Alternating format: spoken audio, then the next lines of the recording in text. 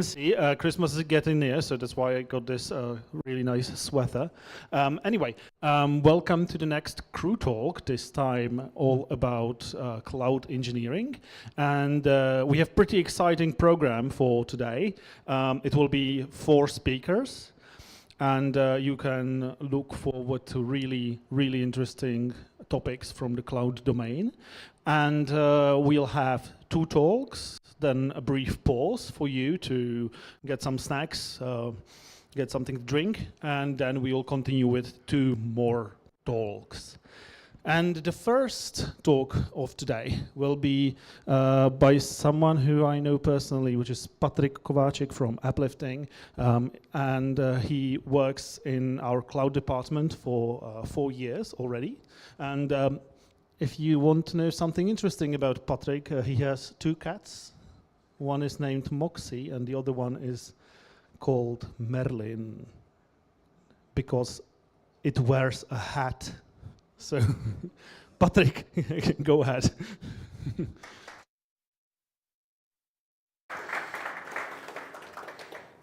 the way, there'll be a slot for questions after the talk, so I'll bring you a microphone afterwards. Okay, great. Can you hear me? I can hear myself. Great. So, hello, my name is Patrik Kováčik, and I'm a cloud engineer here at Uplifting. And today I'll be presenting an automated solution for replicating container images across multi-cloud repositories. So let's start with the motivation why we did this. Well, our journey began with a common, nowadays more and more common client scenario.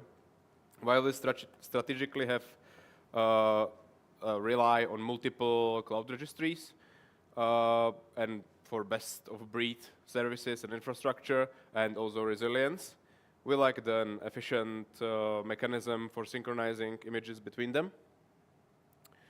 So what was the challenge? Well, basically the gap that was created was significant operational pain and risk mostly of inconsistency. Manual synchronization basically leads to version drift, and it's prone to deployment failures across environments. And the second one was the operational burden, which, as you know, comes with every time with manual or basic scripts. Basically, every time it's built and it's added friction to the CI/CD process. So, before designing our solution, we performed an analysis of existing methods and also to understand why they failed to meet the operational standards. So the first one that I already mentioned, the manual or scripted solution. Well, as I said, this was a no-go because the solution was non-auditable and prone to error. And maybe most crucially, like everything would have to be executed by a human, maintenance and execution as well. So that's a no-go. Second one, integration into the CI/CD pipeline. Well, this solution is somewhat better, but still has one big issue, which is pipeline bloat. This adds unnecessary runtime to the core build process and also keeps runners occupied for a long time. So this is a no-go as well. The last one that we didn't go with, but I'll explain anyways, is virtual machine with cron job. Well, this correctly separates the replication process from the CI/CD pipeline, which is great, but still has a major issue. Then that is basically it has this overhead of running 24/7. This is the first one, which is not really great when you need to perform some process on demand, and as well replication lag, which is tied to the cron job execution. So this one is a no-go as well. So the mandate for this project was quite clear. We needed to move away from prone error static systems and design a solution that would be pay-per-use, event-driven, and scalable. Ensuring our images are available at all clouds at a roughly the same time. And this brings us to our solution, which is Lambda. So how exactly would this work? So the first step is basically the user or GitLab pipeline pushes an image to the source repository, which then creates a trigger, in this case event bridge rule, which then triggers the first Lambda. This Lambda is quite simple. Its only job would be to basically take all the metadata and push it as a message to the Amazon SQS, which then will be read by processing Lambda. And then in that processing Lambda would then replicate those images. Well, this is mostly due to why we separated Lambda is mostly for decoupling the processes. And I'll get to the SQS right now, why it's important. First part is buffering. It creates the space, basically, before the processing Lambda, so it's not occupied with so many processes, and preventing it basically from being overwhelmed. And the second one is guaranteed execution. If the processing Lambda fails due to network, transient error, the message is retained, first it's retried a couple times, and if it doesn't go through, it's retained using DLQ or dead letter queue. And this basically guarantees zero job loss and provides an audit trail. This dead letter queue then is basically connected to some kind of notification, so everybody knows this failed and can go investigate. So with this high concept out of the way, let's deep dive into the implementation. So the entire solution is managed by Terraform and /GitOps stack. This guarantees that every piece of the infrastructure has from SQS to IAM permission is reproducible and versioned. So the first part, the reproducibility, basically as with most of our projects nowadays, we avoid manual console operations and configurations, and instead we deploy the complete stack using a Terraform code. So then if someone else needs to add or make a difference to make some changes to this code, basically it stays in this whole stack. And the second one is GitLab or Git pipeline integration. It uses standard GitHub actions to automate the build and deploy of our Lambda, as well as the Terraform plan and apply, which is performed on main branch, because we do not want to have like uncontrolled every branch, basically a mess between those. So it's on the one branch only. This basically ensures consistency and enforces the desired state. So the second one, the trigger Lambda. So as I called it here, instant detection and backfill capability.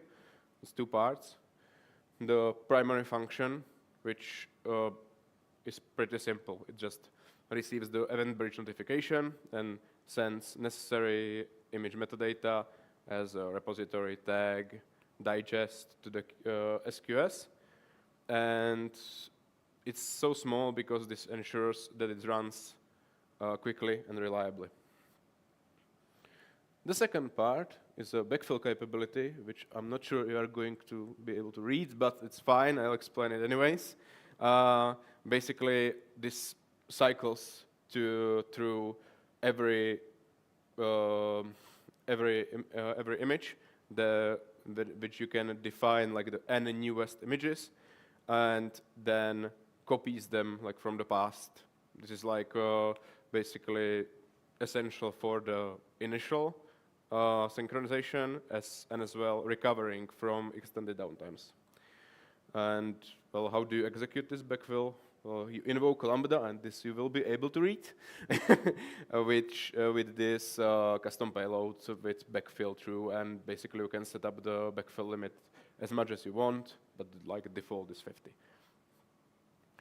So, and the last part is the processing Lambda. Well, this one is basically the workhorse. It ensures that we will get the correct credentials, so we can authenticate to the registries, and it uses like for Azure. It currently uses AWS Secret Manager for the credentials, but we are working on it. And as well, it uses workload Identity Federation for Google, which eliminates those needs to store those credentials. The second part is Crane over Docker, or Crane with Docker, basically. We chose Crane as the replication utility. You couldn't use Scopio as well. They are pretty much the same. And why did we do this? Well, Crane has like minimal overhead, and basically we bundled this lightweighted Crane into the binary of the Lambda's container, and that's because it speeds up the Lambda initialization time and also reduces the memory and CPU, directly contributing to performance and cost savings.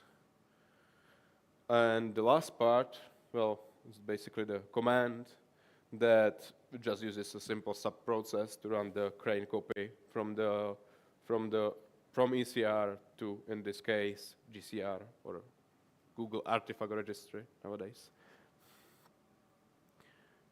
So, some results and validation of this project so far. Well, first one, we basically didn't just pick Crane because it's trendy, but because we picked it because the Docker is heavy. In our tests for a mid-sized image, I will show you here. Docker took 2 minutes uncached, and the Crane only took 40 seconds, which is already 3 times faster. When it's cached, of course, the times are much smaller, but it's still noticeable. And basically, it means less runtime, less bills, and faster deployments. The next one is money shot, or the financial win, which is even clearer. Basically, we compared how much would like 1,000 replications cost. It's not really applicable, this test, on the virtual machine because it has to run 24/7, so we just assumed for a day.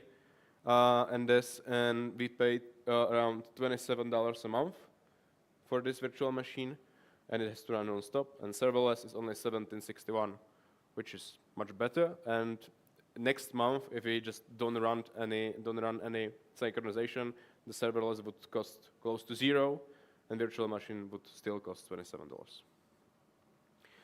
And above all,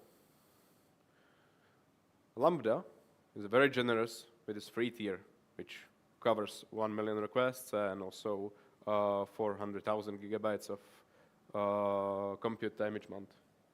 So basically all of this I showed you would be basically free on Lambda, almost everything, besides the networking. So the conclusion, well, as I showed you, the wins were pretty solid. The financial operation savings, 34% down, and even 0 basically with the Lambda or close to 0. Performance, well, the Crane makes it much faster than just Docker pull, Docker push. Resilience with the SQS and the LQ, basically, since it almost guarantees the 0 job loss, it eliminates the risk of having to manually intercept it, or basically like in the cron job systems. And the security with the workload identity federation, we have modern, basically standard for closed cloud authentication. And for the next steps, well, there are still some work to do. but that's for someone else, I guess. Now, and we need to handle basically deletion of those images. Well, it would be pretty easy. It's basically just a reverse process, but it needs to be done, so it doesn't lead to like persistent costs when you delete something from ECR and it still stays in the replicas. And we also, just a quick side note, maybe improve on our modularability. Basically make it a more pluggable framework, so we can easily onboard like a new targets in the future. While this is currently reusable, it's not. There are still like some space for improvements. Okay, and that's it from me. Thank you very much.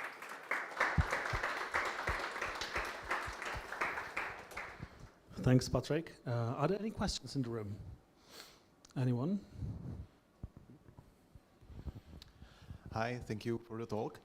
Could you elaborate more about the authentication flow? I didn't get it. How do you authenticate to the, for example, Azure? Yeah, we struggled with this a little. With basically Google Identity Federation, there is an like inbuilt basically solution for this.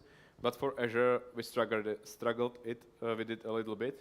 I found the documentation kind of confusing. Maybe it could be done this time better.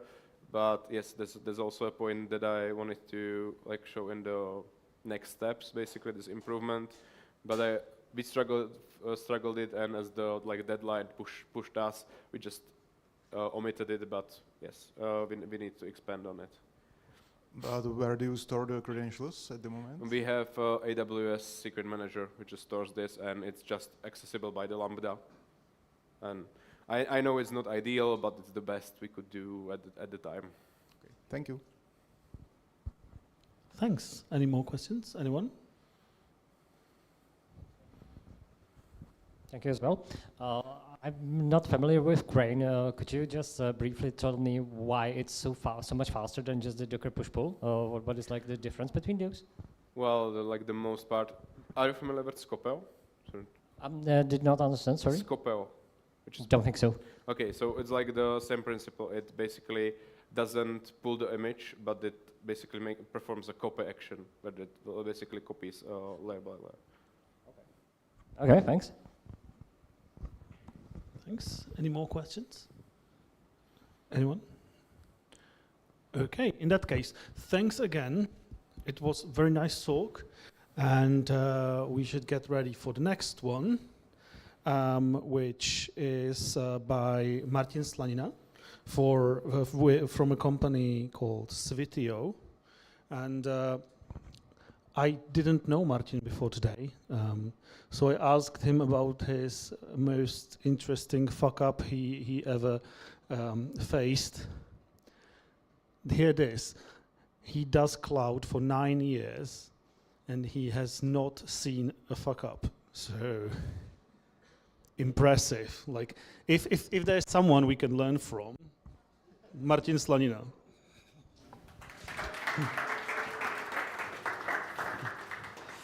So, hello everyone, thanks for joining. Today I want to talk about something that sits right at the center, how we build and secure our applications, GitHub itself.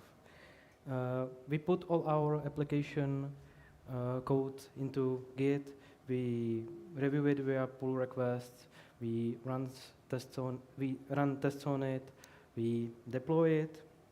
But the platform that hosts the code, the GitHub itself, the organization settings, repositories, or teams, or branch protection rules, and so on, is often still managed by clicking around the UI. So this talk is about flipping that around, using GitOps and OpenTofu to manage GitHub as infrastructure. And I would like to mention that OpenTofu is an open source like fork or variant of Terraform. So So I'm Martin Stajina, cloud solution architect at Svitio, based in Prague. My background is in cloud engineering and DevOps. I've worked on Azure architectures and GitOps, automation, and large-scale cloud migrations. And these days, I help teams modernize their platform with Azure and GitOps principles and practices.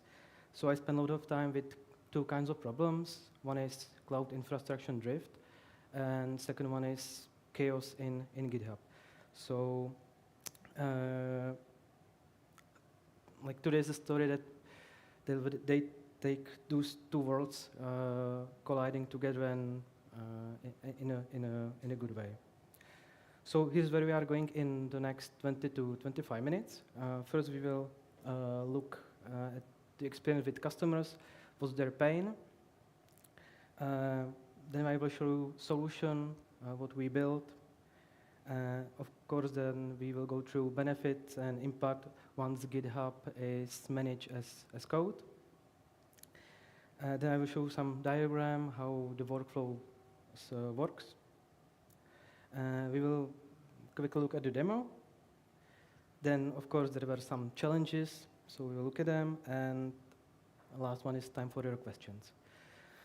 So I would like to start with experience. So most of us are pretty good treating application changes as a code, but GitHub configuration is often tribal knowledge and some scattered screenshot on, for example, Confluence. So what does that lead to? Every new repository is a copy, paste, and tweak. So one team disables check temporarily and forgets to turn it back on. Another team has different workflow permissions, and I have over like 50 flavors of different, almost the same pipeline and security posture. So, and for example, branch protections require reviews. Who can force push to repository? Who can create repositories? All of this lives in the UI. There is no single place of truth, so you must go through all repositories or think that it's probably fine. And if you manage, for example, like hundreds or thousands repositories, and you want to tighten some branch protection rule across the organization, good luck with that. It's very hard. You must get like a spreadsheet and long email of clicking in the UI. What about security tools like Dependabot and CodeQL? They are only great if they are enabled. Some repositories have them, some don't, some partially. No one is 100% sure where the gaps are. And if an auditor asks you what were your branch protection rules like 6 months ago, you probably can dig up some screenshots or say it was like that. That doesn't scale when you need real traceability.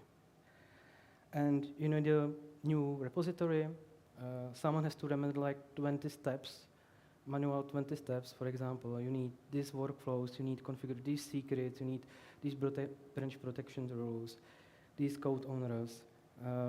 It's error prone and different people do it differently. And one of the questions can be like, who touched the branch protection again? Usually, you don't know who did it. So that's the gap GitOps can close. So what is our solution? GitOps. So what if we treated GitHub the same way as we treat infrastructure? So the desired state is declared in Git as code. Changes happen through pull requests and reviews, and GitHub workflows reconciles reality with what's in the GitHub. In other words, GitHub becomes infrastructure as code, and we follow follow principes of GitOps. So let me make that concrete. Here's what we built. So we have like single repository that owns the configuration of GitHub organization. So for example, teams, branch protections, repositories, users, security tools, and so on. All the configuration lives in the YAML file. So when you want to add a new team, you just define it in YAML file, and the pipeline do the rest. So we describe which team exists, who belongs to them, and what kind of repository they are. So for example, it could be an API repository, it could be service repository, front-end repository, or infrastructure repository, and so on and so on. So for each repository type, we define things like required PR reviewers, which workflows are required, which secrets should exist, code owner rules, and so on. So the whole configuration is code reviewed and version controlled and then applied by an OpenTofu. And the repository type is a key concept. So instead of manually clicking, instead of manually remembering that an API needs X and the service needs Y, you just define it in YAML file and everything follows automatically.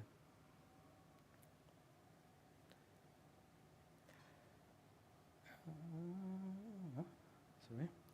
So I will group benefits to 3 buckets. One of the bucket is consistent or consistency. So every repository of the same type follows the same rules. So same branch protection, some user access, some default workflows. And when we improve our standard, we just do it once and it will propagate across the organization. Second bucket is scalable or scalability. So you want to add new team, just one file, one PR. You need to enforce some rule for example, like infrastructure repository type. One change, one PR. You need to onboard a new product with, for example, 20 repositories with an API, backend, and so on. Just describe them, and pipeline will apply the configuration, and that's all. So we are scaling the number of. No, we are not scaling number of people clicking, but we are scaling the automation. And the last bucket is security. So every change is in Git, in commit and PR, so we know who changed it, what, and why. You can review the code, of course. You have better coverage of security tools like Dependabot or CodeQL because you can systematically apply these security tools to these kinds of repositories. If you make some bad change and some team is angry, you can always roll back with git revert or create pull request that will revert the code, and OpenTofu will apply and fix the bad change. So now we can look how we build it. So it's nothing hard. It's on the left side, the main actors are users, so it could be developer, DevOps engineer, some administrator. He wants to, if he wants to change configuration in GitHub, for example, I want to add a new team with these members. So user will create PR with changes in the YAML files. It will run workflow, OpenTofu plan or Terraform plan that will show output what the OpenTofu wants to synchronize with GitHub. There will be a code review from, for example, administrator of GitHub, and after merge, it will apply the changes. It's very easy pipeline, and you can do like every function in GitHub organization.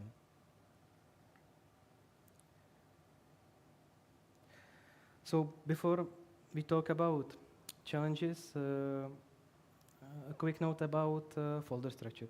There is no right folder structure for your organization. You need to find out, because you can have like startup with 10 repositories, and it's structured very differently than enterprise organization with like thousands repositories, teams, and so on. So you must find the right one. It's not universal that you will have, I don't know, departments or project in this folder and everything will be fine. You must follow the customer and find the right folder structure.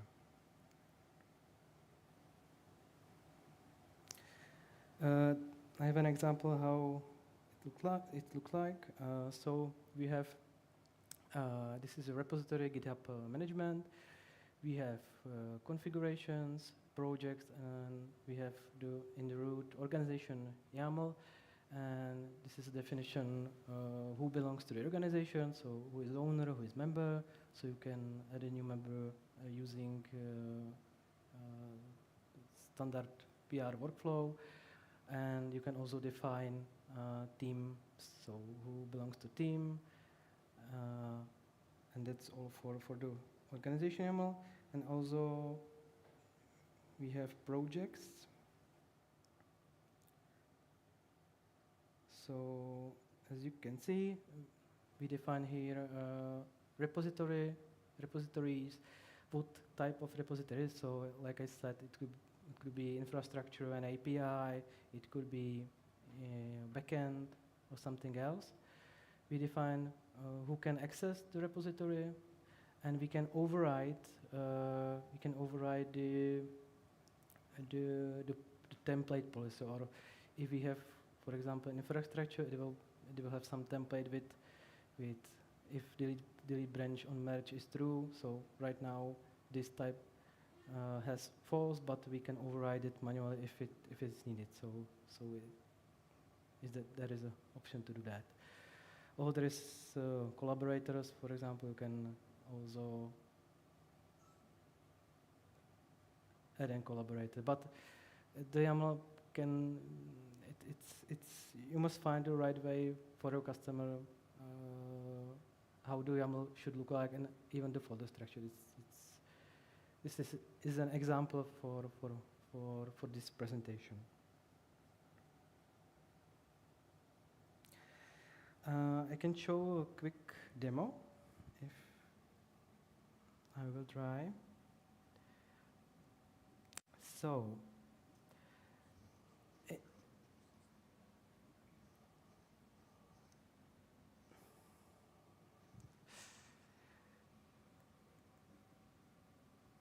can I duplicate the window? Yeah. Okay. So 1 second, sorry.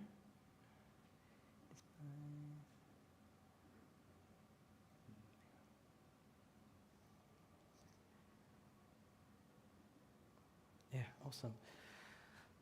So here we can see there is a repository. So if I would like to, for example, I will open the organization YAML file, and I would like to add the user to DevOps team. So if I open organization, look at the teams. We have 2 teams, DevOps and platform team. So I will add a user. I will not show the PR workflow because we don't have much time. So I will just add a user like this without PR. So it's not best practice, but and directly commit to main, and it will run the second workflow. Of course, in reality, you would create a PR, wait for review, and after that manage it. So right now there is an action which do a commit analysis. So looks what we changed, if it's organization or if it is a project. And now OpenTofu will be downloaded and applied, and I think it should be in like 30 seconds, and we will see the new member of the team. It's just basic Terraform. So,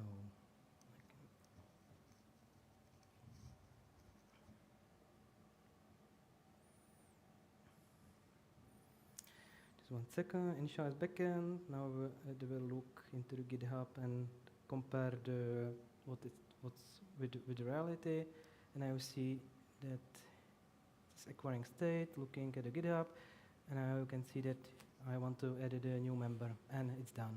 So when I look into the teams, there should be another person. Yeah, it's working. So when I will go back to presentation, of course it's not always sunshine. If you are managing a lot of repositories, like hundreds or thousands repositories, or maybe like thousands repositories, you can hit the rate limit because the OpenTofu will try to get every change, so it will need fetch the real state of the GitHub, and it can be thousands and thousands requests. So there are multiple types how you access the API, GitHub API. You can use GitHub application. It's a best practice. You don't want to use your personal access token, and with GitHub application you have 5,000 to 30,000 requests per hour. If you have GitHub Enterprise tier, you have 15,000, and also you can use personal access token. It's not recommended, and you will have 5,000, but it will count your own request if you do some. How we solved it? You can use multiple GitHub applications. So when the pipeline, you can like change to another GitHub application when rate limit is hit. Or you can scope your repository. So for example, if you want to change some project, it can be like 16 repositories. You will only scope the Terraform or OpenTofu to this folder or to this YAML. But you will this problem will, if you want to spread the policy across all organizations, you will have this problem. But you can, in some instances, bypass that with scoping the Terraform. And of course, like I said, folder structure. So as your configuration grow, the repository can get complex. So this requires good documentation, good conventions, and discipline. And what's the conclusion? So stop the ClickOps madness. Try to implement this feature, or stop clicking the UI. You can treat it as infrastructure, so use OpenTofu, or you can find out another way, like create an operator for Kubernetes or some backend that will reconcile this YAML files. And the last one is benefit that you will gain peace of mind, because you don't have to manually clicking like thousands repositories. So, and now it's time for the questions.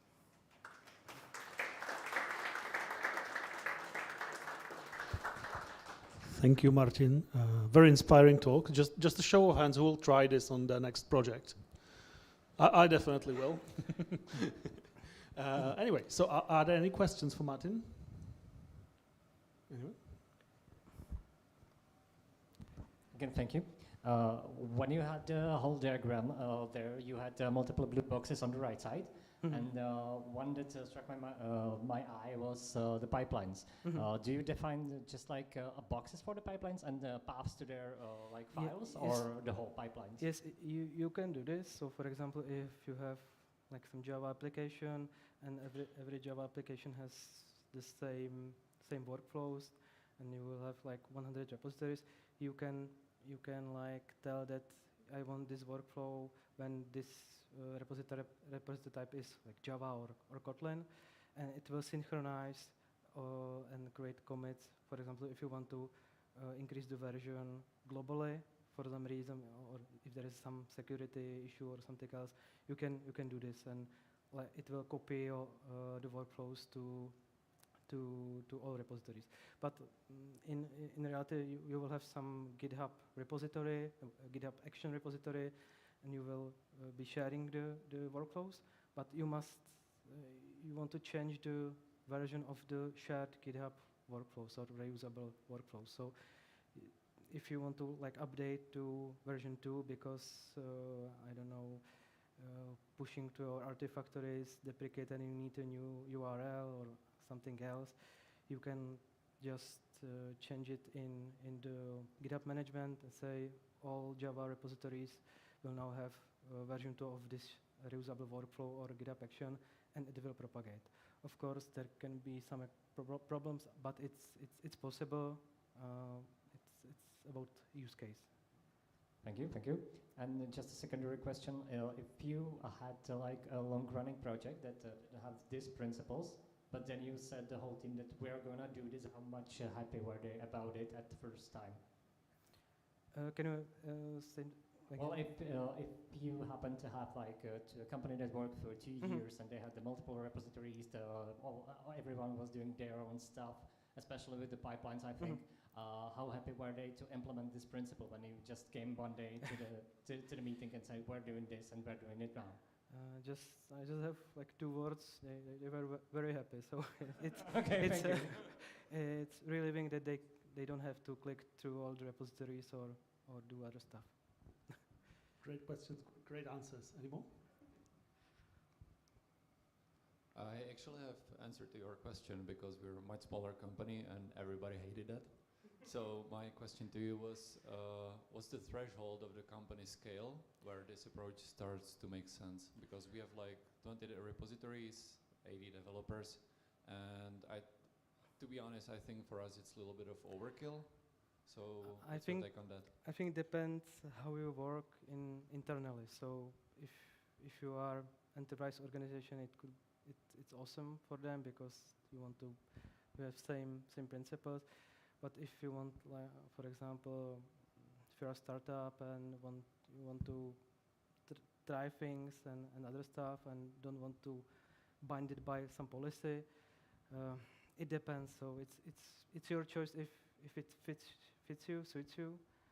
But I don't have a definite answer if you are 50 people with this mindset or in this industry or in this section. So yeah, I don't have definite answer for that. Thank you. Thank you. Question regarding the Terraform states. Do you use just single state for all the resources? Because I can imagine that there were almost 2,000 repositories, and for all these repositories there are some parameters and users and etc. And running the pipeline could take a long time to fetch all these things.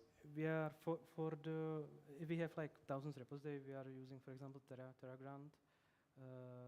So that's one thing, or you can scope it with some different container. We are using primarily storage account in Azure, but it doesn't matter what the storage is.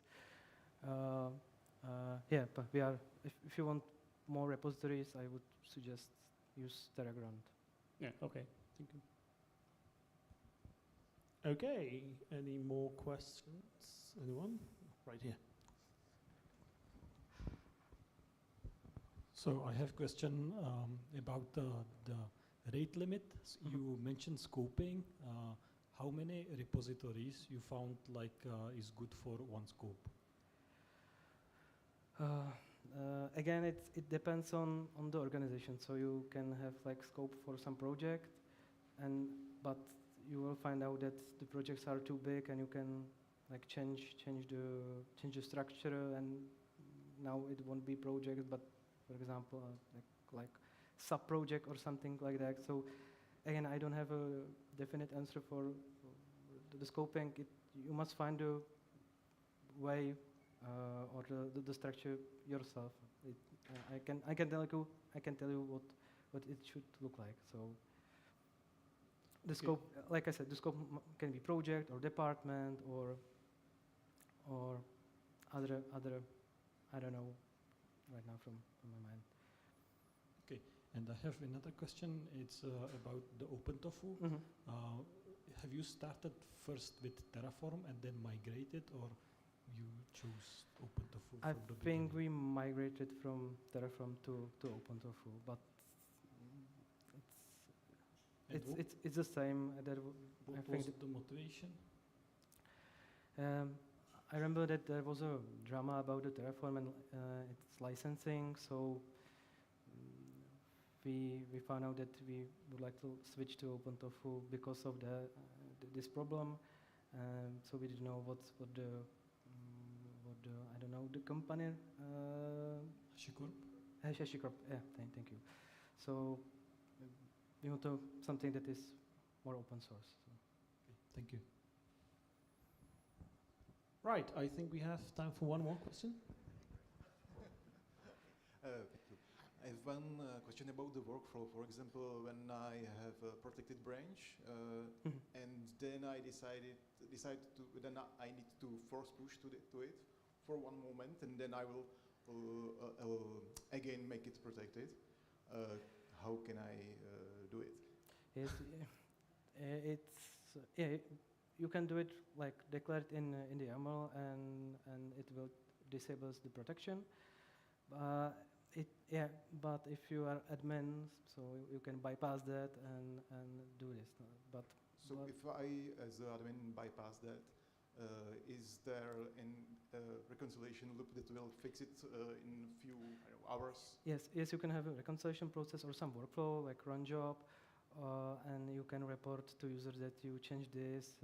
You should do that with that way, or you can just say you can do this, but it will change when the reconciliation process will start. So, and with Terraform, is it robust enough that if you change things like ClickOps, and will it not break the Terraform state? I think it's robust, but this problem is same with like cloud infrastructure. When you click something in Azure or AWS. And then apply, it can break. But in GitHub, it won't. It's not that complex. It's just like settings, checkboxes. There is no infrastructure involved, so it's better and more robust. Okay, great. Thank you. Thank you. So really nice talk, Martin. Thank you.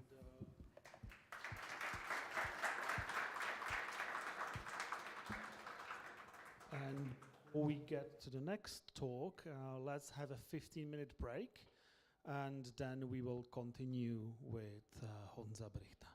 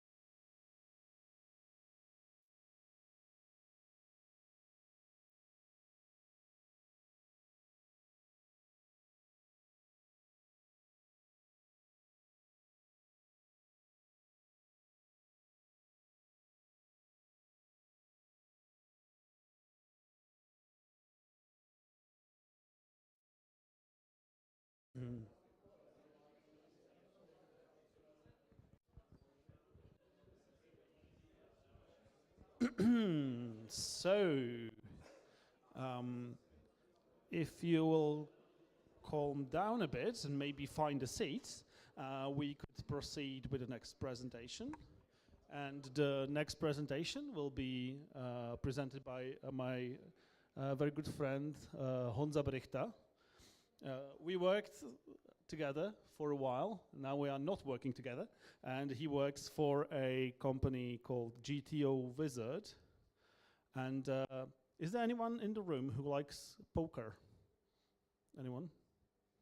Seems there are people who like poker. So GTO Wizard is a company which has a poker study platform with focus on study, as Honza said. And we'll hear more about that in a while. So Honza, take it away.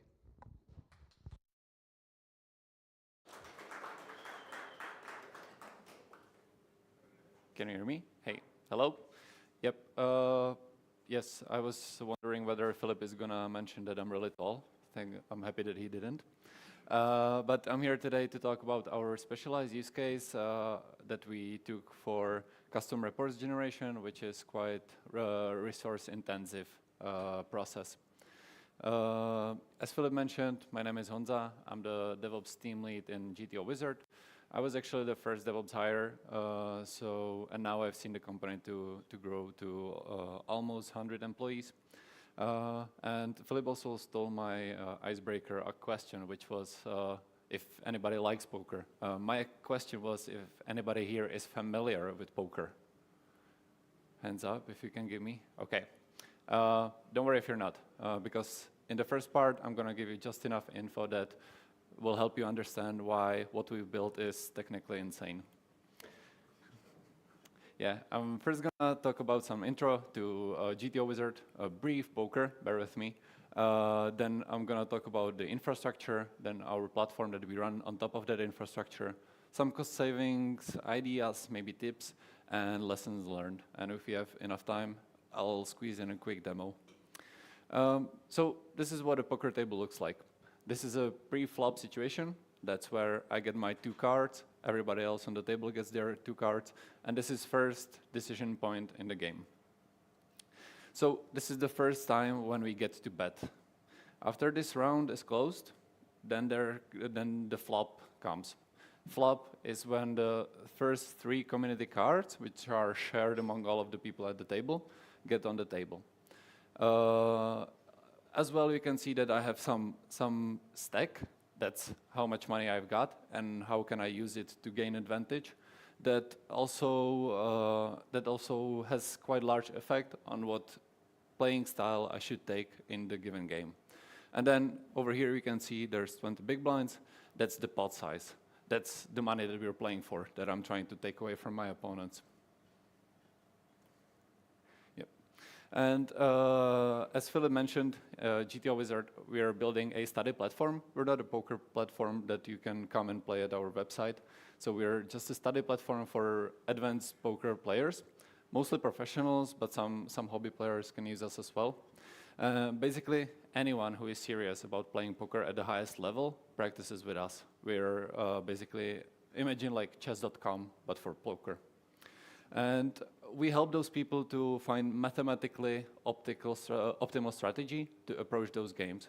So this is like a main view of our application. That's like the grid that represents all of the combinations that are in the game and which strategy you should take with the given hands that you've got on you. So we're using the process of game theory optimal, or GTO. And in the poker field, in the poker industry, when somebody masters the GTO, they are calling themselves the wizard, hence the name GTO Wizard. Yes, in the grid we can see all of the possible combinations, but also the actions that you can take. So for example, if I got ace, king offsuit, I should, let's say, call in 55% of the times, and then the rest I should even raise a lot, or go all in. Yeah, and here's where it's getting interesting. Remember when I said that there are 3 community cards, or the flop? Well, from a card deck where there's 52 cards, there's over 22,000 unique flop combinations. So, but that's just the beginning. All of those attributes that I mentioned, such as the stack size, pot sizes, or even how much I want to bet, changes a lot how I want to approach the game. And also the game structure plays a really significant role. For example, when I'm playing in a tournament or with friends at home where I just sit down, put some money, and I play for an hour and then I get up. So these are all the input attributes that change a lot how we approach the game. And if you change just one of these attributes, the whole calculation of the approach changes drastically. So the computational complexity is really high.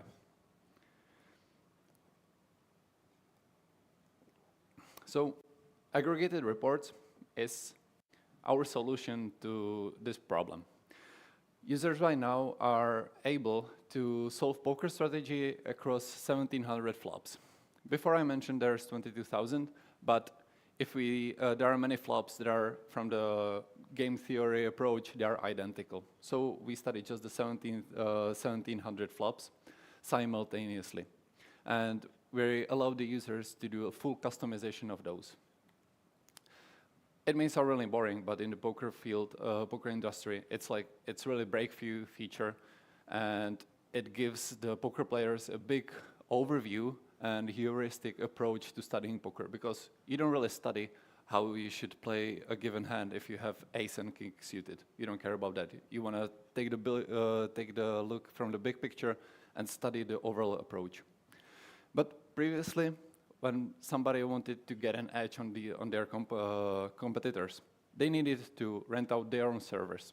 They needed to have deep technical knowledge. Well, it may seem not a lot to you, but imagine not everybody knows how to spin up a VM instance and deploy everything on there. And even if somebody would get this far, it would still take several months to complete these calculations. Well, if you have a computer from NASA, you can get it in a day, but let's be real, not a lot of people have that much money they can rent really strong computers for this. And we've been able to put all of this and deliver it to the users within minutes with really nice user interface that people can just click. This is really extraordinarily compute-intensive process. Because we're not talking just about one scenario when there are just 3 random cards, but we need to solve all of them at once, simultaneously. And each of those calculations needs to be done in parallel and requires a deep neural network. Well, of course, we're using some AI, but that's not what I want to talk about. I want to talk about the infrastructure, because to be able to deliver this feature to the users, we needed an infrastructure that can scale from 0 to 100 within seconds, deliver the work, and then scale back down. Otherwise, the computation resources are that demanding that we would just bankrupt the company. And single report can require even 10 large VM instances, large meaning 200 CPUs and 800 gigs of RAM. And we might even get thousands of these reports per month. So it's a lot of computation resources. So the question is, how do you build infrastructure that can scale all of this? This is our main stack. We run on Kubernetes that's managed by AWS. We use Carpenter for scaling our nodes and Keda for scaling our workloads. Who's here familiar with Keda and Carpenter? Okay, pretty good. If you don't, I'm going to give you just a quick go through these tools. So Carpenter is just-in-time EC2 provisioning. Traditional Kubernetes autoscaler are really slow and inflexible. You're not able to choose between spot instances or on-demand instances. The scale-up takes a lot of time, scale down as well a lot of time. You cannot choose from multiple instance families. So Carpenter helps us with that. Then we use Keda, which is event-driven autoscaling. And thanks to Keda, unlike with traditional HPA, we were able to scale to 0. Basically, this helps us to save a lot of money. Later, I will show how. But this is the flow of Keda. We get some external event, in our example, message queue. Then we pass it to the scaler. And Keda agent takes care of updating the Kubernetes HPA. And that scales our deployment. So we have the advantage of taking wider inputs than just traditional memory or CPU scaling. Now I want to talk about our platform. That's what we build that runs on top of the Kubernetes. We have RabbitMQ. That's pretty simple message broker that takes care of the tasks, that holds the tasks created in our main web application. Then we have EMA. It stands for Elixir Multiplexer for AI Engine. It's a reverse proxy load balancer. Well, initially we tried using high availability proxy, but it has some downsides, such as by default it's using round robin algorithm, where there is a high chance that it hits a worker that's currently busy with solving another request. I'll get it later. Later I'll understand why it's an issue. So we developed our own load balancer, and we are able to send the requests only to the servers that are not currently busy. Then the third and the crucial component is AI Engine. Well, this is where the things get technically interesting. We developed our own AI engine, which it's not just a wrapper over ChatGPT or over GPT or any other off-the-shelf model. This is custom-built, poker-specific, deep learning solver directly created for poker. The engine calculates the flop combinations, but it also includes all of the possible actions that happen after the flop. So let's say we get the 3 cards, and then the first player raises or bets. Then we already have the calculation for all of the actions that he can do, and all of the subsequent actions that I can do, and so on. So it calculates the whole tree, not just the one simple combination of the cards. And therefore, it's like billions of nodes, and it outputs the equilibrium of strategies. Well, I'm not a developer of on the AI engine, but to be fair, it's pretty amazing that we were able to build something like this, and it's the main part of our business, and why our competitors don't stand a chance. It's not a joke. Well, but it has one critical constraint. As I mentioned before with Emma, the AI engine has a restriction that it can only process one request at a time. Well, it's not a bug. It's not that just we didn't think of processing more solutions at a time, but it's a fundamental architectural decision where we're optimizing the neural network inference pipeline. And basically, we have one engine, one solution, and full CPU dedication. But to process 1,700 flops simultaneously, we're not using one big engine that can take care of all of those 1,700 flops. We need all of those 1,700 engines to take care of those tasks in parallel. And that's why that's what we drove our auto-scaling architecture this way. Last but not least, we have Dramatic, which is a background task processing library in Python. This Dramatic is dependent on those AI engines, and it makes the logic around the engine. It manages the solutions that it's calculating and takes care of all of those solutions that are calculated and stored correctly. The scaling for this, it's pretty simple. It just follows the scale of AI engines. I'll get to that later. So for the AI engine node pool, we had 2 things. We needed to control the CPU management, and we needed predefined pool of instances that we need to use, because our research team on the engine side, they benchmarked some of the instances, and they just gave me a list of those instances, and I just put them to Carpenter. That was fairly easy. And also, we set up a CPU manager policy to static, because as I mentioned before, by default, Kubernetes shares CPU threads across all of the pods that are running on the node. So this policy dedicates entire CPU cores exclusively to the whole pod that's running on the pod. So it's not sharing any threads. So yeah, by dedicating full cores, we get really consistent and predictable performance. Yeah, including those benchmarks, basically we chose both spot and on-demand instances because we give the full authority to Carpenter to choose the cheapest instance at a time, and we didn't have really bad experiences with that. Yep. These instances, they get pretty large. Where most of the time, when I check the billing, we run on 48 extra large instances. That each instance has 192 CPUs, and we pre-calculated the resources on the engines that we can fit 7 on those engines using whole CPUs and spread across the whole node. And then there is just a little bit overhead on the system pods running on the node. For the scaling of the engine, it's fairly easy. Well, it's not that hard. It's not that easy to read. We're using Trigger that's using RabbitMQ, and it's following a queue length. So for every task in the queue, we add one more pod of the engine.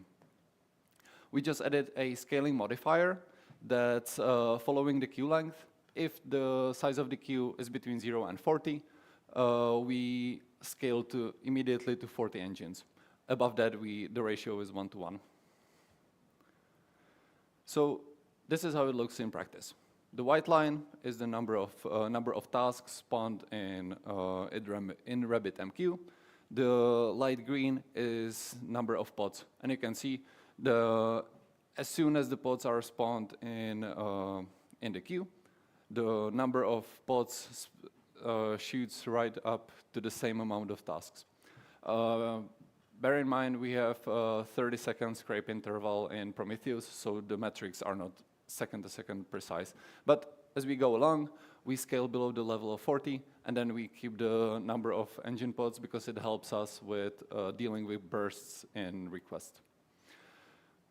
For Dramatic, that's the brain behind engine and how it manages the tasks. We're using Kubernetes workload scaler. Basically, we just follow the number of AI engine pods. And for every engine pod, for every 40 engine pods, we run one Dramatic. So now I want to talk about cost saving. You could say that we already do auto-scaling, so that's some measure in cost saving, right? Well, kind of, yeah. If we were to run those instances all month long, it would be quite a lot of money spent. I mentioned that we're running 48 extra large instances of the instance family M7A. Just a fun fact, if I would run one of these instances for the whole month in Frankfurt, it would cost a little bit short of $10,000 just for one instance. And for each of the reports, we're running 10 of those instances. So if I calculate it quickly, and transfer the price per minute, and if I multiply it by 10 instances, we get 50 cents per report for each of the minute that the report is running. If we have 500 reports, it's $280. Well, but sometimes we use on-demand instances as well, right? The number gets quite larger. So that's just single minute of runtime for the whole month. So with these, I just want to emphasize how large instances we're using that are required to deliver these calculations. And even small changes in the scaling can make really big difference in the bill. So first, we looked into how quick we scale up. Pulling of the image takes around 70 seconds. That's quite a lot. We've done some optimization in Docker builds. We're using multi-stage builds and so on. The image is just big. when I take into consideration the node startup time, then some couple seconds for the pod to get ready, we're almost at 2 minutes. So we wanted to make it a little bit lower. For that, we used caching of container images, also known as caching container images for AWS Bottlerocket instances. Basically, we're able to pre-build the image onto an AWS instance. It's all right, take your time. I can send you the presentation. But I can get back to the initial slide. Basically, whenever we build a container, we at the same time download it on a EC2 instance, which is mounted a data volume. From the volume, we create a snapshot, and every single time we spin up a new instance in Kubernetes, we mount the snapshot as a data device into the node. So as soon as the new pod gets scheduled on the node, immediately the node has the image already existing on the node. So we don't wait the extra minute for the startup, cutting the startup time from 2 minutes down to 40 seconds. I was really proud of that when we put it together, and I wanted to put it into a graph that I could show my boss and the leadership and be like, look how much we saved you. But I was not able to come up with a graph that would cover it. So trust me. Okay, this is how you set it up at the EC2 node class. You just put it as a block device, and it's a similar EC2 node class that I've shown before.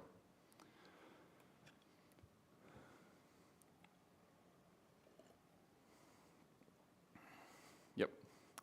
So this is what the graph looks like. You can notice that the ratio of the tasks and the pods is a little bit different. That's because both of these graphs were taken in different point in time, and we were doing some continuous improvements on the engine. So that's why the ratio is a little bit different. But that's not what I want to focus at. What I want to focus at is this dark green line. Basically, whenever we go back to scaling to 0, you can see that even there is not the time resolution is not the best. The number of pod replicas goes to 0, but the nodes are still running in the cluster. And that's something that we don't want, because we don't really care about the nodes running, but AWS does. So we wanna cut the extra costs. And this is another setting that we done at the Carpenter node pool specification. We've configured the empty or unutilized consolidation policy. Basically, every single time you scrape the data, and the budget is for all of the nodes that are in the given node pool. So as soon as there are no pods running on the node, just throw away the machines. We can get them another time. And by configuring this is where I want you to have the attention. The green line stops like 40, 50 seconds right after the engine scaled to 0. So lessons learned. It was pretty interesting to put this feature together. I could pick a lot of much more lessons to talk about, but the main one is load testing. It may sound really simple, but thanks to the load testing, we came across a lot of other minor mistakes that would cause a downtime in production. Because it already happened to us in the previous feature. We were not cautious enough. We thought like, okay, not that much users will use it, so you can just deploy it and announce it to our users. But for this feature, we wanted to be much more cautious with how we release it. And so we set up several calls, for example, when we tried to, with the whole team, generate as many reports as we can.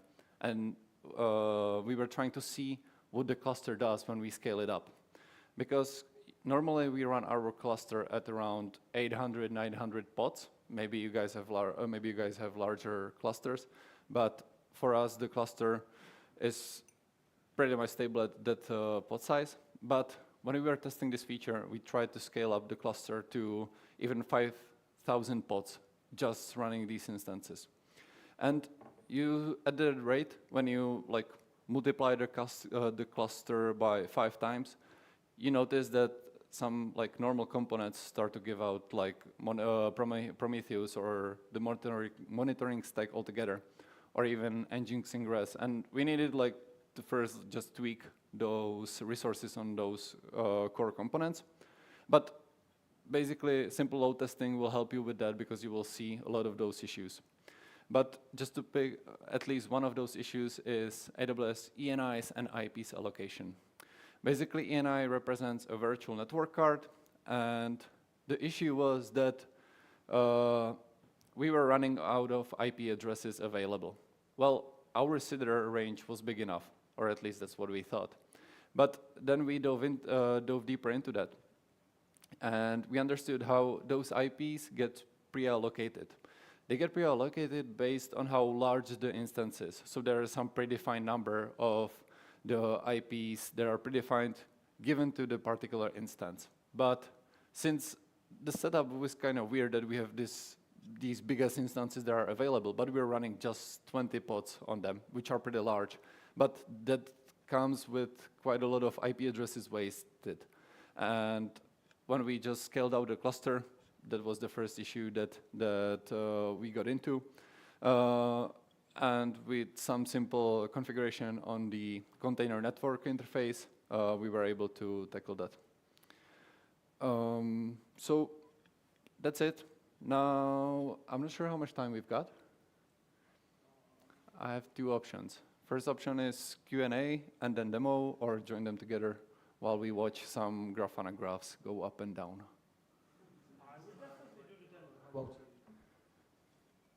Yeah? Who wants demo? Okay. We will still do the Q&A. Yeah, I'm covered. Okay, so on the right side, you can see the user interface, where I just go through the solutions. I go to the custom report, and I'm going to stop it for a second. I'm not. Good. Yep.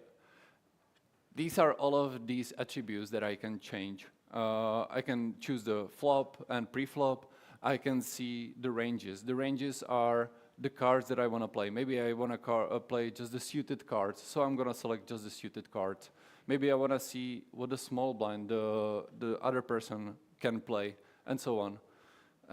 So I'm randomly picking these attributes. Oops. By the way, don't get me wrong, I have no idea what these settings do.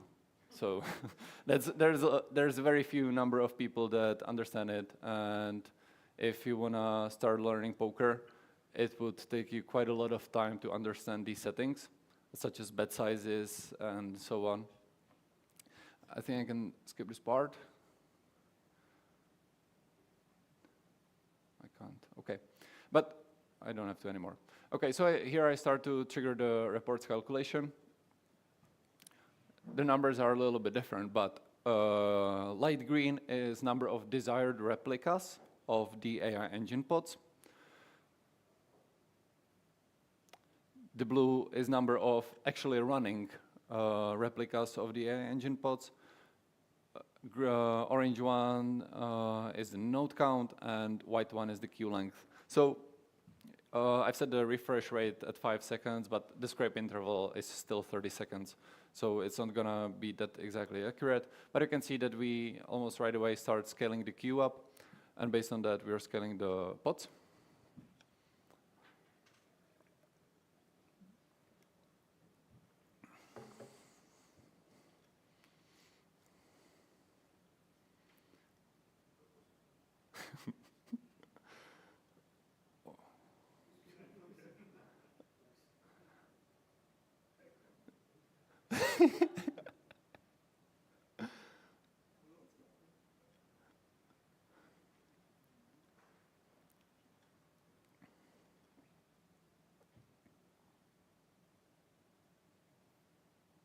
In the meantime, I think we can start asking questions, maybe, if there are any. Right. Are there any questions? Or are you excitedly watching? You mentioned that you solved an issue by keeping your minimum pods allocated or nodes allocated at 40. What was that issue? Come again? You mentioned earlier when you were doing your auto-scaling, there was a policy that if there were fewer than 40 jobs scheduled, you would have at least 40 resource units. What was that solving? There are high bursts at the beginning when there is a lot of tasks spawned, so to take care of the first batch as soon as possible. Because it would introduce a little bit of delay and in the scale up, and it would like basically the spike helps with the spikes in the number of tasks. Okay. Is there a significant extra wasted resource at the end? I noticed as the No. tail.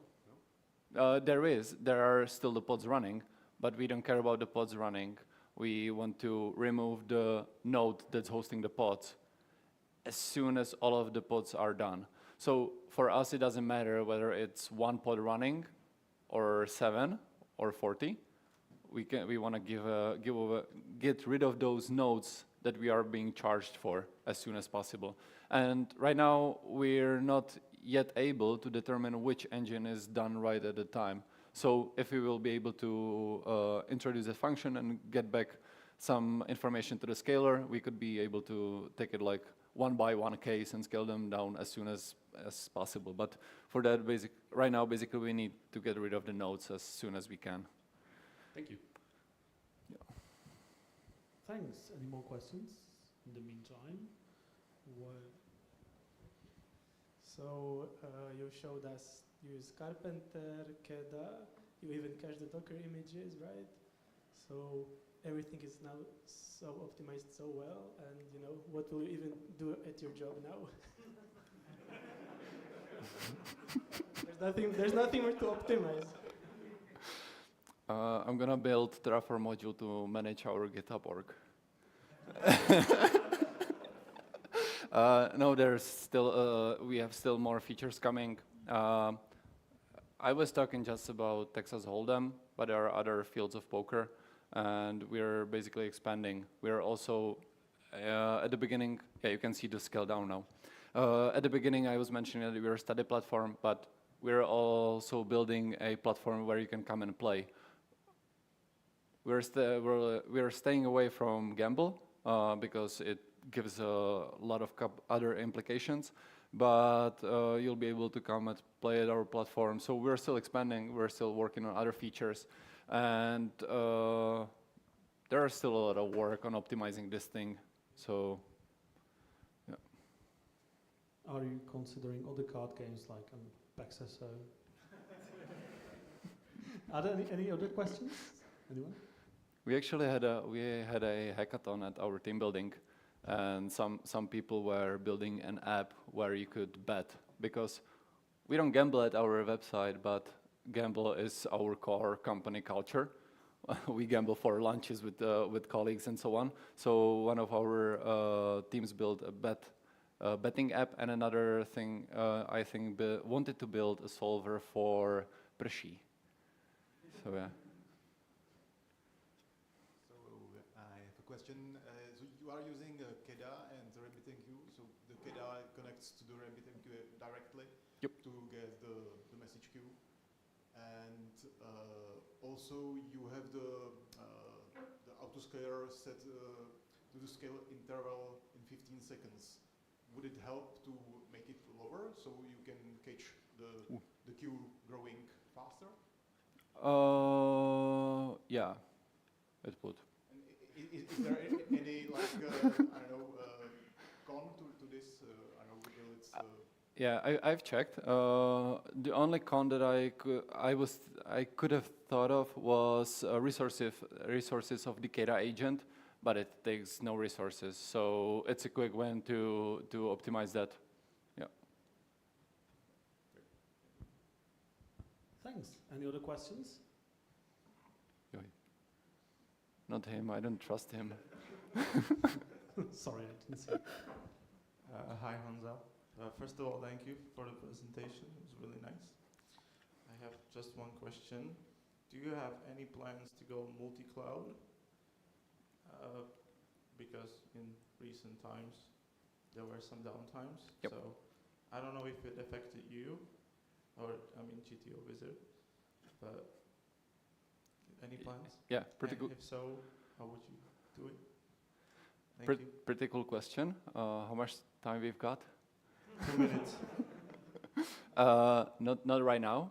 We have one limitation.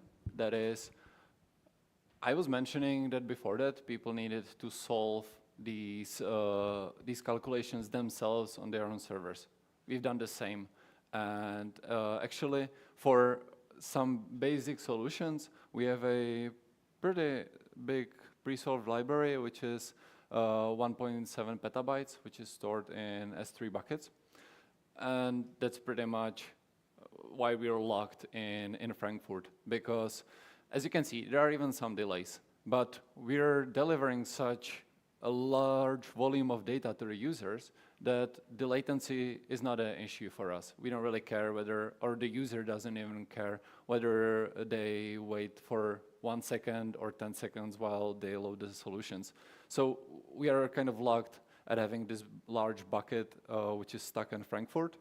But slowly, as we are developing the AI engine more and more, we will soon be at a point where it will be cheaper for us to calculate any scenario in poker rather than storing it as like pre-solved library. So when we will be able to deprecate the pre-solved library and we will solely rely on the engine, we will be able to, first, we will not gonna go to multi-cloud, we're gonna scale to other regions.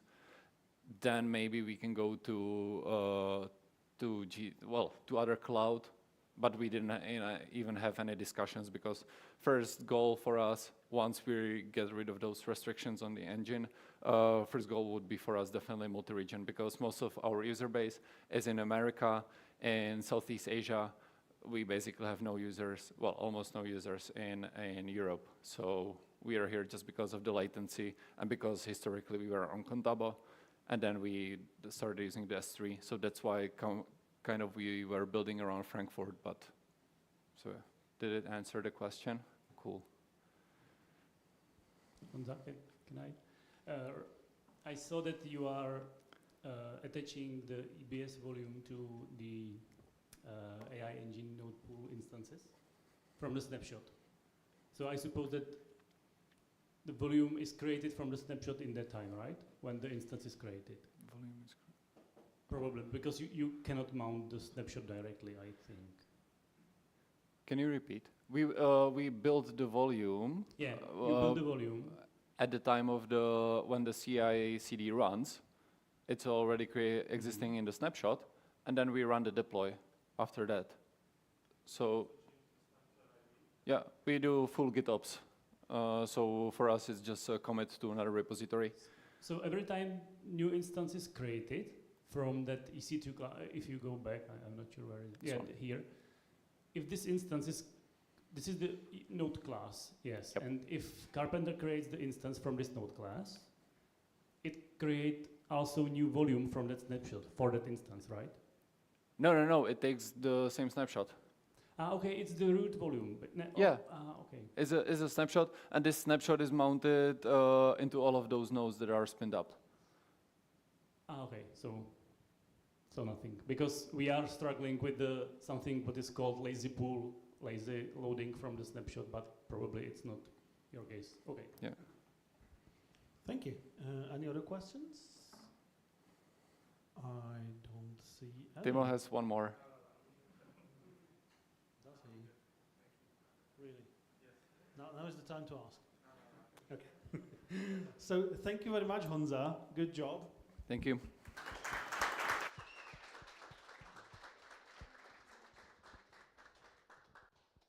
And the next speaker is someone who's pretty important in our company, because he takes care of the team, which takes care of the internal infrastructure. And we are developers, so it's pretty painful if you don't have an infrastructure to push to. So thank you very much, Tim, for taking care of the infrastructure, and go ahead.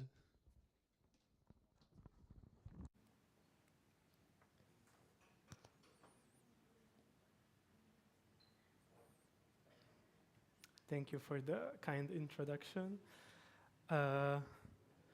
So, this is the last talk. I hope you still have energy left. I'm Tin. I am cloud engineer at Uplifting and also leading the internal infrastructure team. Okay, so running Terraform in Lambda. Maybe you are wondering why on earth would anyone do this? But here I am to present my case. Will this work? Yeah, okay. So to give you some context, this is one project we did for Revelg. It's called Remangu. It's basically about GPU-powered workspaces in the cloud. So here you can see the dashboard of Remangu. You can launch some Windows workspaces or Ubuntu workspaces that we currently offer. And they are basically running on EC2 instances inside of AWS. There is also storage, which you can see on the left panel, where you can create some network storage servers, where then you can then mount them to one or more instances. And this project is actually still being actively developed. Yeah, we are adding more features bit by a bit, and I'm going to talk about Lambda and Terraform today. Yes, I forgot to mention the use case for this is originally it was for gaming development, so there will be some studios that want to use these workspaces in the cloud instead of local machines. And yeah, they can easily launch it in this way. Recently, it's more use case for the AI workloads. So there are some companies that have these like so-called AI artists that are using the AI models, and they want to have the whole AI pipeline, not just use some external API. So here they can create their own instance, have full access to the operating system. So this is how it looks once you open an instance. Basically, you get access to the full desktop, full operating system, and this is open in a Chrome browser. And just to give you some more context about the DSV protocol. So this is the protocol we are using for remote desktop streaming. It's by AWS. On the right side of the photo, you can see DCV servers. So on each instance, there is one DCV server. And then we have DCV gateway, which is kind of like a reverse proxy. Users first access DCV gateway, and then they are redirected to the DCV server. DCV servers are running in a private subnet, and DCV gateway is running in a public subnet, so it's just one. You can think of it kind of like Nginx, just proxies the connections. Yeah, there can be a whole another talk about DCV protocol, but we are not going to focus on that today. So on high level, Remangu system is a multi-tenant system. There are multiple tenants. Each tenant would basically correspond to one Remangu customer, so one company, one studio that wants to use these workspaces. And then in case they have employees around the world, around Europe, they can enable multiple regions for their tenant, which basically corresponds to AWS regions. One region will need to have VPC, right? Public subnet, private subnet, DCV instance running. We also have some DNS records that needs to be created, and so on. And then you can launch workspaces inside of it. You can also launch the storage server, FSX, and so on. So as you can see, I already mentioned here a couple of several AWS resources, and we need to provision them dynamically on user demand, right? So customer just has his own dashboard and just clicks add region, and we have to dynamically provision these resources inside of AWS. So you can already see it's not like the classic case where the infrastructure is mostly static, right? You have some Terraform, you define some Kubernetes cluster, whatever you want, some database, and it's more or less it's static, right? But here we provision on demand. So the naive approach to this would be having backend invoke AWS APIs directly using some SDK in Python, for example. But probably you can already see we would need to have a lot of API calls inside of backend, right, to create VPC, to create security groups, then to create all these instances, network storages, whatever. So it would get pretty crowded inside of backend code.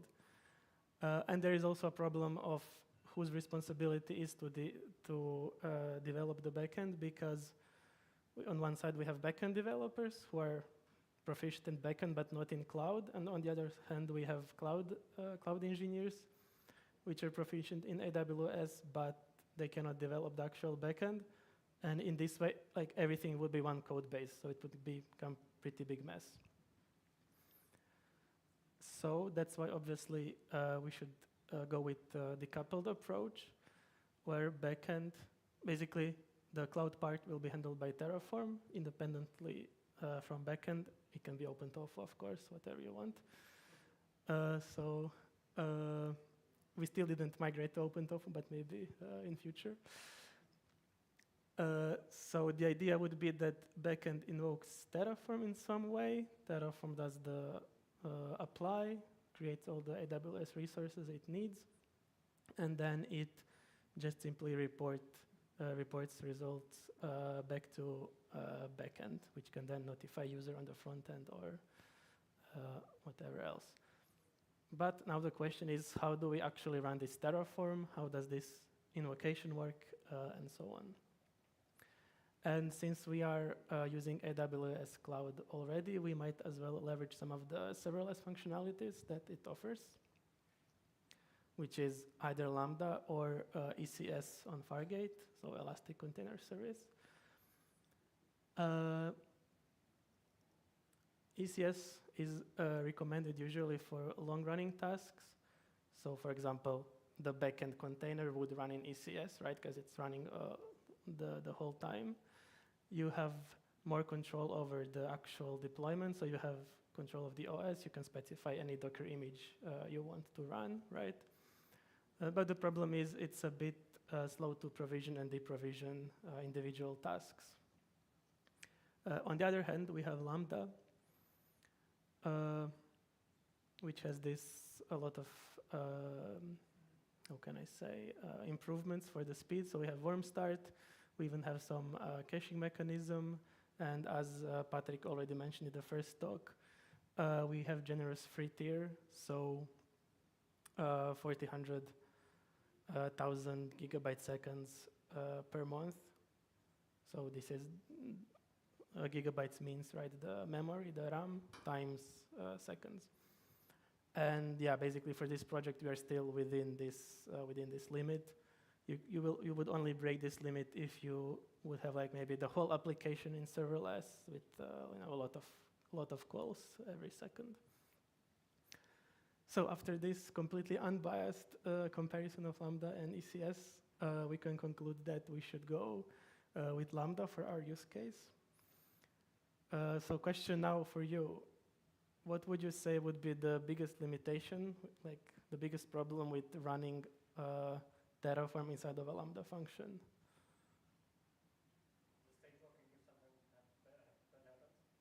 Yes, but what bad could happen? You're in a good direction, but what bad thing could happen? So the state got. Yes. Someone else maybe has idea. Yes. Yes. So the timeout, basically, right? The 15 minutes is the maximum execution time of a Lambda function. You cannot extend it beyond this. It's a AWS limitation. And yes, as you already mentioned, the problem would be that the Terraform is executing something, then it gets killed by Lambda, there is no graceful shutdown, state is stuck, gets logged. So basically, we need to have every Terraform configuration should run inside of this 15-minute window. It should never go beyond that. And as you know, if you have everything in one state, it can get pretty long to apply it. I'm pretty sure you have some experience with big Terraform configurations. So the solution is to split it, where each module will have its own state.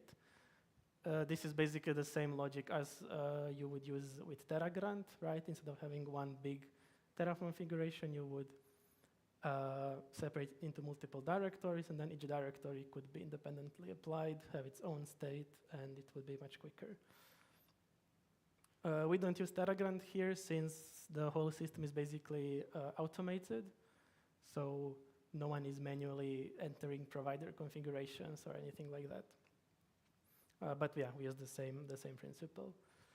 So some of the modules, for example, we have is tenant base. It creates some of the, like, let's say, global resources for a tenant that are used across regions, maybe some S3 buckets and stuff like that. We have tenant region, which, as I already mentioned, has the DCV gateway, VPC, subnets, also some DNS records, and so on. We have network storage, which is the FSX server. Well, there's, of course, workspace is also, of course, one of the modules. And we basically store all of these modules. We push them to S3 when we are building them. And then later, the Lambda will download it from S3. It's inside of the AWS, so it will be pretty fast. And then, yeah, we'll just download it from S3, and then it can be used. So we just miss some Git repository where we can store all of this Terraform configuration. And here you can see we use the logic basically to branch basically corresponds to the tenant ID, and then different modules are committed in different directories. And for example, tenant region would then have, inside of it, there will be different directories for different regions. Yes, unfortunately, we have to rely on external Git provider, which is GitHub in this case. I don't know if anyone knows here about the code commit inside of AWS.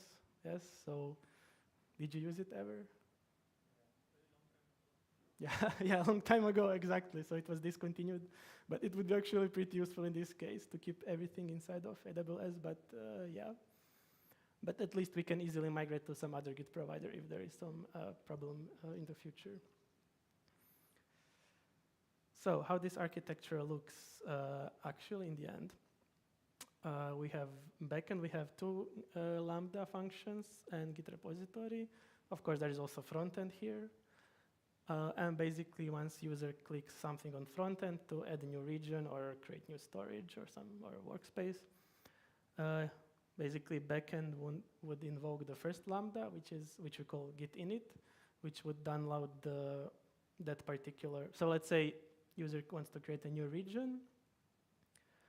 Backend will invoke git init Lambda with the payload to create the new region and some other variables that are required. Then git init Lambda would look into S3, download the appropriate module, the code for the module, and then push it to the Git repo in the appropriate directory. After that, it would invoke git apply Lambda, which would pull that particular directory from Git repository and perform Terraform apply, right, or Terraform destroy, depending on operation, and then it would call a webhook from backend to report the results back, and backend can then give information back to the user. So some of the challenges that we faced, the biggest challenge is actually AWS itself, which are these G instances. These are the GPU instances I talked about earlier. And yeah, they're often unavailable to launch, especially in some newer AWS regions, and especially if you are using the latest generation of instances. in case you just used CPU instances, you probably never saw the error like insufficient capacity, which basically means that, yeah, AWS cannot provide any more of instances at the current time. And what happens in Terraform is that it will just try to create this instance, the resource for the instance, and it will just time out at some point. But obviously, we have 15 minutes limit, so we need to implement our own timeout mechanism that will gracefully shut down Terraform basically a few seconds before Lambda times out. And we also had to implement some, custom error messages to the user so that he understands, oh, there is not enough capacity in AWS. It's not our fault, don't blame us. Yes, we also implemented some caching mechanism for Terraform providers. You know that the AWS provider is pretty big, so we have some caching there. And observability is also one challenge because we have distributed system, right? We have all these Lambda calling each other. So we needed to have we used CloudWatch logs, obviously, and we also implemented Slack notifications for errors. So, and once you get the error message, you have a button with the exact link that will lead you to the CloudWatch stream for the problem. Okay, and just to mention a few more features that we have.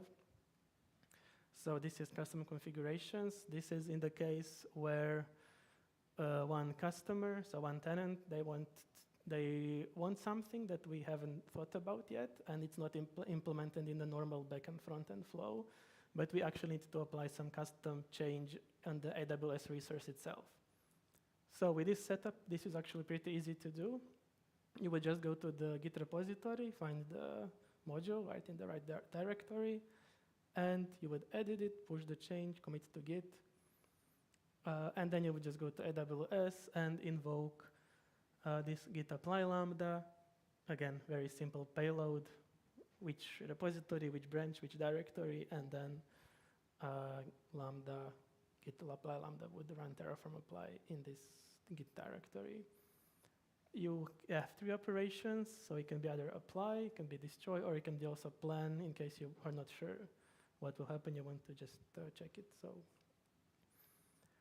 and there is also option to bring your own AWS account. So maybe some of the bigger customers want to run workspaces inside of own account. Maybe they have some special deal with AWS, or yeah, maybe they want to use some cost savings and so on. So how you implement this is just add assume role inside of the AWS provider in Terraform. And yeah, we have a list of all roles in customers' accounts. And of course, they have to configure some trust policy, basically to trust our AWS account that we can deploy resources to their account. So to summarize, the use case I talk about today is dynamically provisioning AWS resources based on user requests. How we did it is we implemented it with 2 Lambdas, one that is applying to Git, committing the files to Git, and one that is applying Terraform. Again, the approach is to decouple the things.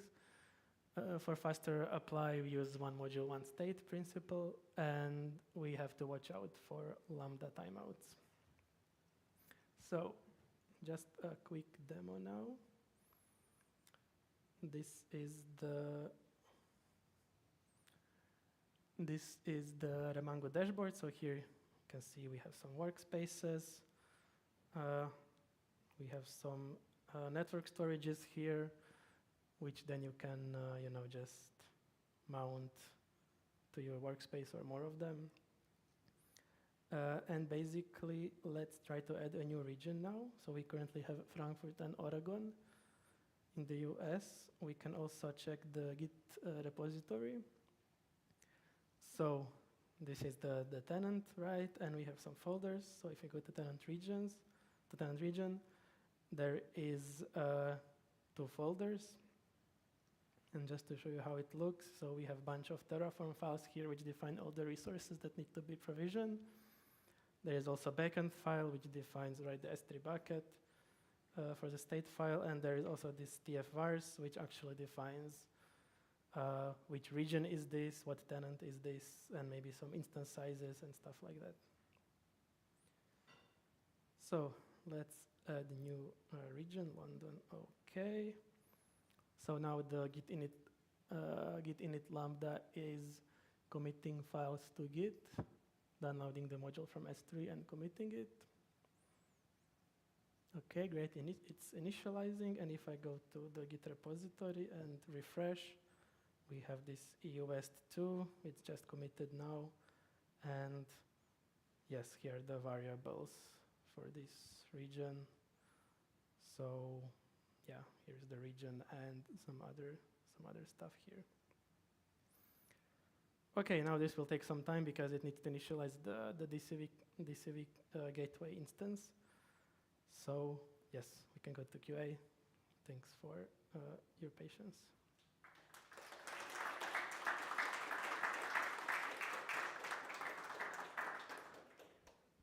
Great talk, then. Are there any questions in the room? Anyone? Yeah. What is average size of the state file and the average lambda execution? So the state file is pretty small, like I guess a few kilobytes or something like that.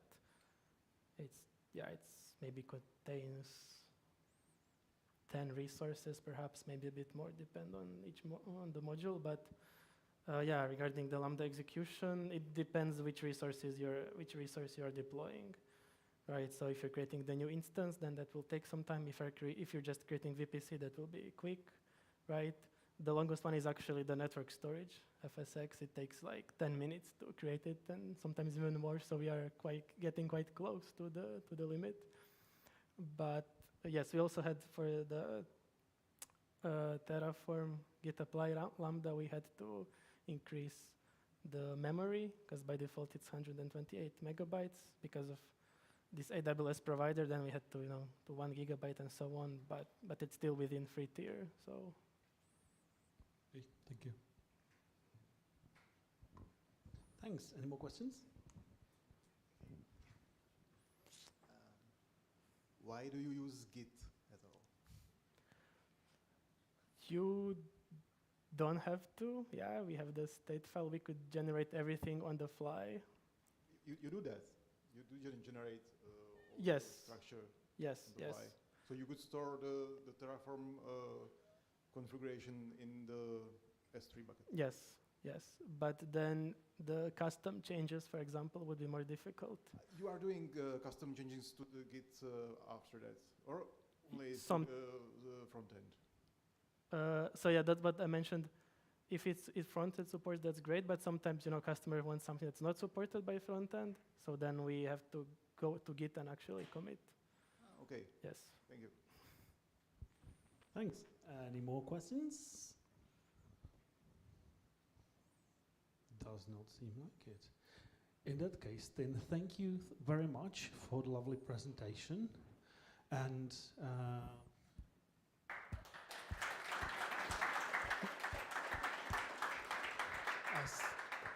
as this was the last presentation of the evening, I would like to invite you to the small networking, which is basically like talk to other people, have some beer, maybe some snacks. I heard something about pizza, which was supposed to get here like half an hour ago, but didn't. So maybe in a few minutes. So enjoy your evening and bye.